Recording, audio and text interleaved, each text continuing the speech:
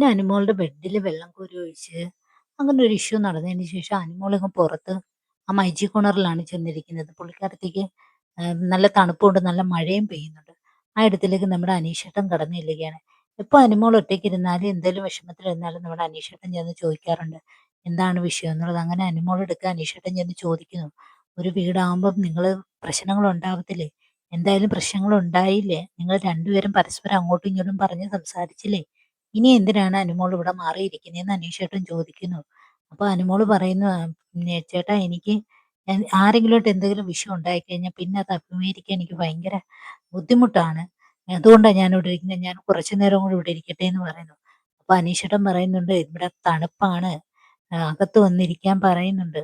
നിങ്ങളുടെ വിഷയങ്ങൾ സംസാരിച്ച് തീർന്നതല്ലേ, ഇനി അതിനെക്കുറിച്ച് ആലോചിക്കണ്ട എന്നൊക്കെ പറയുന്നു. അനുമോള് പറയുന്നത്, ഞാനിവിടെ ചിലപ്പോൾ ഈ ആഴ്ച ഞാൻ പോവുമായിരിക്കും, അല്ലെങ്കിൽ ആഴ്ച പോകത്തില്ലായിരിക്കും.